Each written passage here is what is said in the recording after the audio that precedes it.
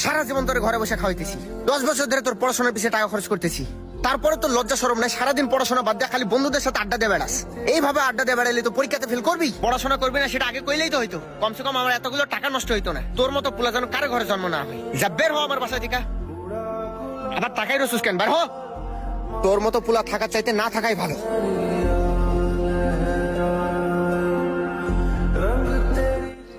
কিরে তুই বলে পরীক্ষায় ফেল করছস?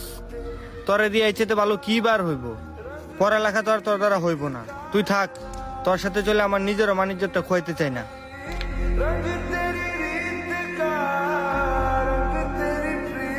তোমার সাথে রিলেশন রাখা আমার দ্বারা আর পসিবল না। এই রেজাল্ট নিয়ে তুমি ফিউচারে কি করবা? যার ফিউচার ভালো না তার সাথে আমি রিলেশন রাখতে পারবো না।